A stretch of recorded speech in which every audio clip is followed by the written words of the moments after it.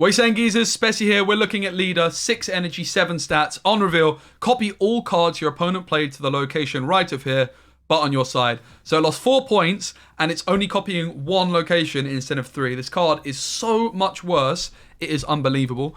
Everyone that I've spoken to has been writing this card off, and I think fairly so.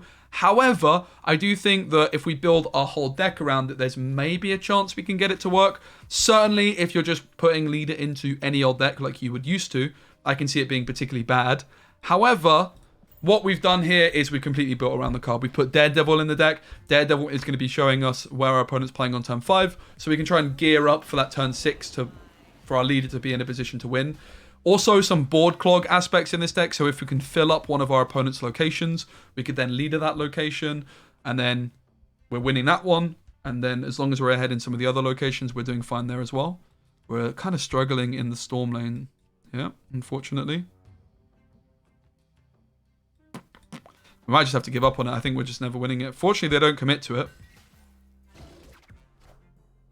They arrowed us anyway. They might have a way of cheating some stats into Storm later, like Dr. Doom's, of course, very common.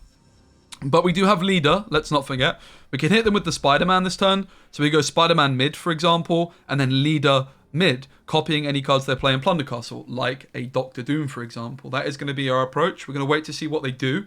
Is leader about to shine? I really do think this card sucks. They Magneto us, okay. That's going to move Storm into Plunder Castle. So we're no longer winning the left location. It's also going to move my Killmonger. But let's hit them with the Spider-Man. And we're going to hope that the leader is going to copy Dr. Doom and do the business for us. Let's see. Does leader come through? So much more clunky. So much worse. But looks like we secure the bag. We should be winning the tiebreaker because of that extra card in Nidavellir. We're 12 down to the left, to the right. We get the leader in the middle, and that is still a loss. Guys, I think leader... Wait, it's a win! Oh my god. I thought we lost for a second. 7 points. I was like, surely we should be winning.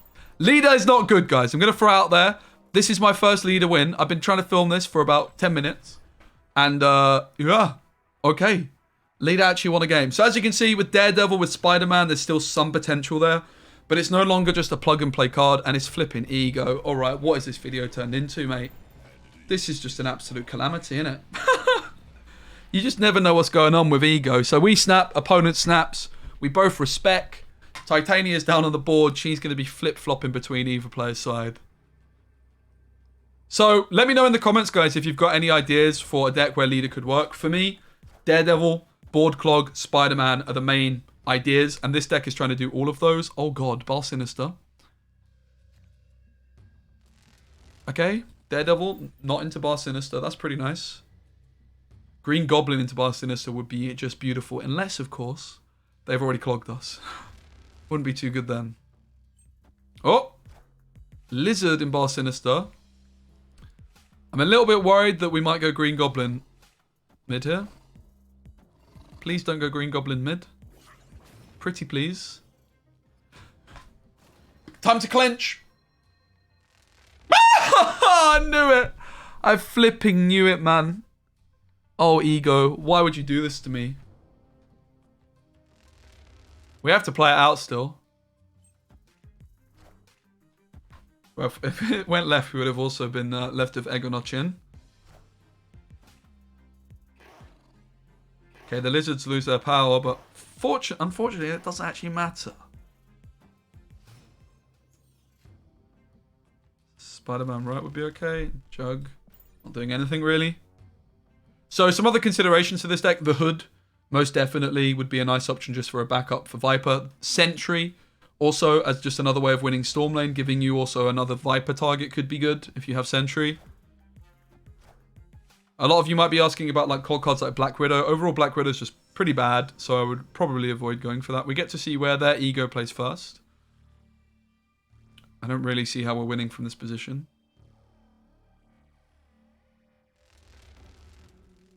Well, that's a lot of cards. Okay, I mean, it's a nice Spider-Man play at least. I'm not sure where Titania is ending up here.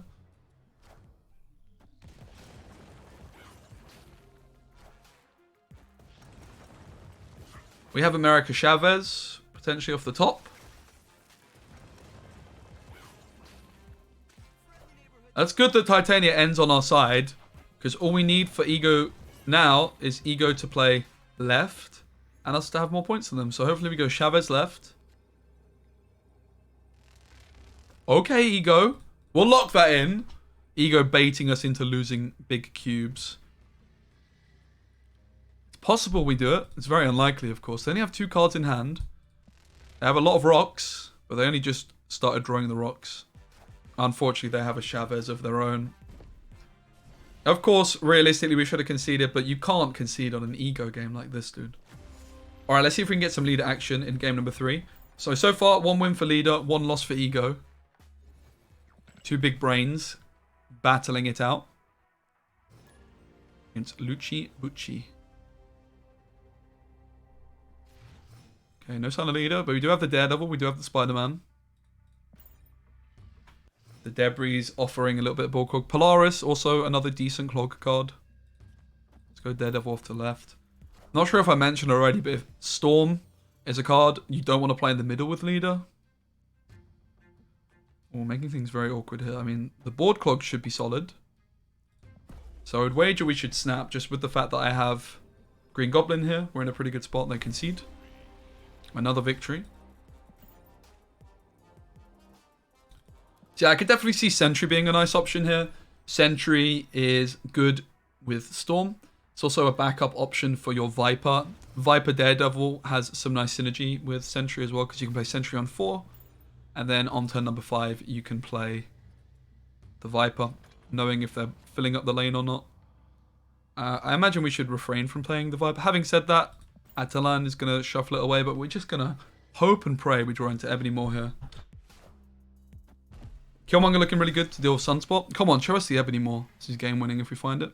We don't, but we can storm the Atalan. We're also going to snap to that because we then have the Jug to secure the Atalan. Killmonger to deal with Sunspot later, and then maybe like a leader mid or something like that, or a Spider-Man mid. Could secure the bag. Fortunately, they play left, which is a little bit scary. The Jug is actually doing very little now because their cards swap first. So that is a bit of a pain. There is an argument that we should maybe just give up the left location at this point because Jug is not going to be moving their stuff. So I think we should give up on it and play Debrii instead to clog. If they don't play left, we win. But they most likely do play left. Again, Jug doesn't move their cards because they swap with Lockjaw. If we had initiative, if we were going first, we'd be okay here, but we don't. They snap. We're going to stay in it. We're not interested in conceding. It definitely could be a concede if we're worried about our cube rate, but we want to see how the deck performs more than anything here.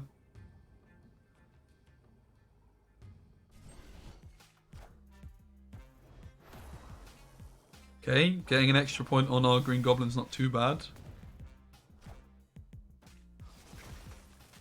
That's fine. As predicted, we're losing the left. So they can play a 6 energy card this turn, which actually means they could just give up on mid entirely, which is a little bit concerning. Regrettably, we don't find leader. Guess we just take Green Goblin and Viper. It doesn't look good for us at all. We can't do anything in Plunder Castle ourselves, apart from play Chavez there.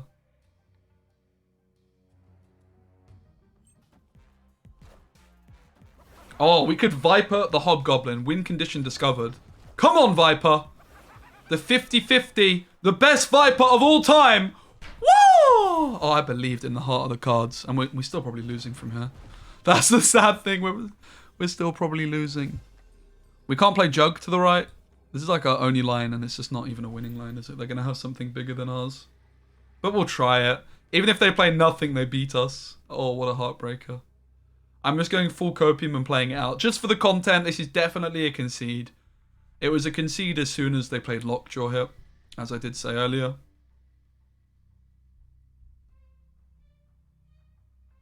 But let's check it out.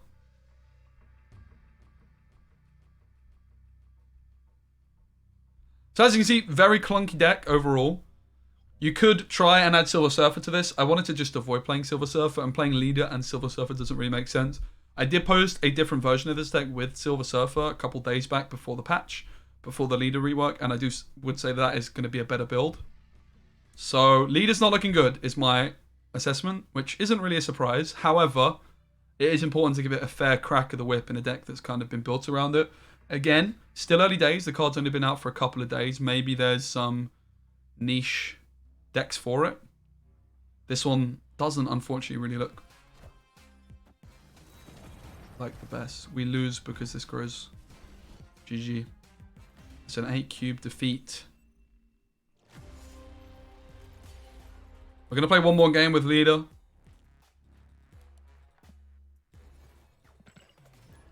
And then we're going to call it. If you guys enjoyed the video, please give it a like. I'd appreciate it.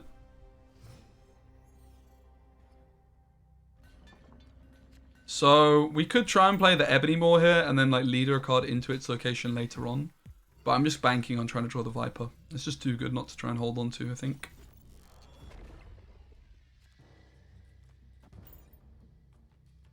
We could still go for the Ebony Maw off to the right here though. Killmonger also just looks very good for us. So if we don't draw Viper, I'm probably just not playing the Ebony Maw here.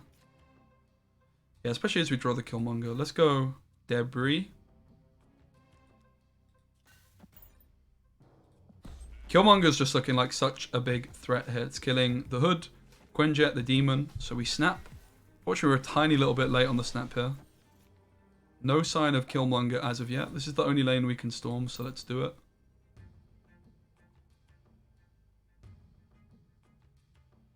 We're struggling really to get many points elsewhere. We have Chavez on the final turn.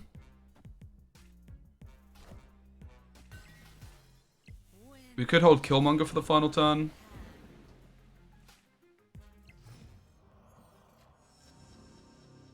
Ah, Spider-Man could be the man we were looking for. They're going to magic us. That is a big spanner in the works, isn't it?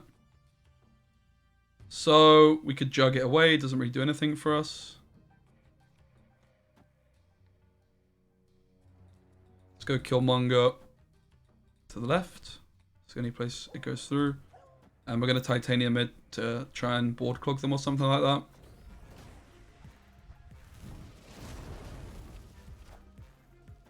Can't play it mid because of the Cosmo. Can't play it right. So we can Spider-Man them to the right here still. Again, we should be running, but I'm just going to play it out for the content and see if we can secure the bag. It doesn't look good for us, that's for sure.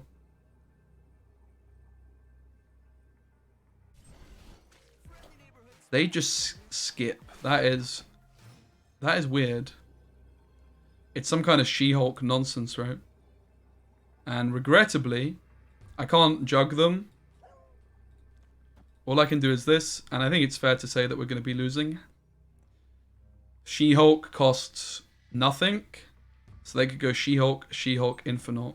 We'll see it though.